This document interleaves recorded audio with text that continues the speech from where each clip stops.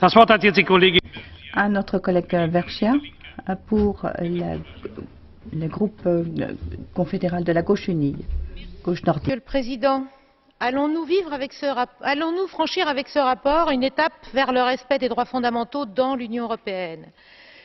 Je l'espère, car c'est là l'enjeu qui est aujourd'hui devant nous. Non, il ne s'agit pas de stigmatiser la Hongrie. Non, il ne s'agit pas de voter contre la Hongrie. Non, ceux qui voteront ce rapport ne sont pas les ennemis du peuple hongrois. Bien au contraire, il y a ceux qui prennent les droits de l'homme au sérieux et ceux qui les bafouent en fonction de leurs intérêts électoraux, sur tous les bancs de cet hémicycle. Et il ne s'agit pas de mettre en cause le droit à l'initiative législative des députés hongrois. Nous serions effectivement ridicules d'agir ainsi. Il s'agit, à partir de l'exemple, ou plutôt du contre-exemple hongrois, de savoir si l'Union européenne est capable de faire respecter les droits fondamentaux par l'ensemble de ses États membres. Car oui, Monsieur Orbán, vous avez raison, vous l'avez souvent dit, si on prend un par un les faits qui sont aujourd'hui reprochés à la Hongrie, il est quasiment toujours possible de trouver des violations similaires des droits fondamentaux dans un autre État membre de l'Union. Et là est bien le problème. Car oui, les droits fondamentaux sont bafoués, à des degrés divers, certes, par tous les États membres.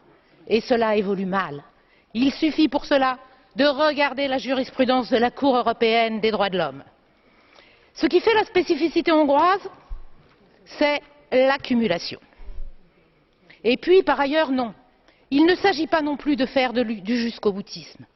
Tous ceux qui travaillent sur ces sujets savent pertinemment que l'article 7 est une bombe atomique, quasiment impossible à enclencher efficacement au vu de tous les verrous intelligents, dirais-je, mis en place par les auteurs du traité de Lisbonne. Cela fait plusieurs mois que nous travaillons sur ce dossier, tous groupes confondus, pour tenter d'écrire un rapport qui soit le plus consensuel possible. Et je partage l'intégralité des propositions qui sont faites. Et ne vous en déplaise, Monsieur Orbán, si vous avez lu le rapport, vous savez que vos petits progrès ont bien été intégrés dans le rapport.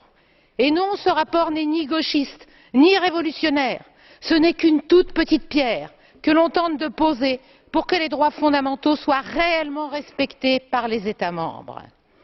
Je me prends à rêver et j'aimerais que l'on ait la même diligence en ce domaine qu'en matière économique. Vous nous avez parlé de mise sous tutelle, mais que pensez-vous de la mise sous tutelle des gouvernements grecs, espagnols, chypriotes, portugais en matière économique et budgétaire? Là, il y a réelle tutelle.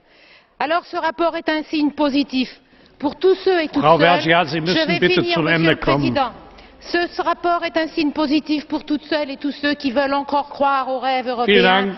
Je vous remercie, Madame Vergia. Par l'école politique, économique et budgétaire.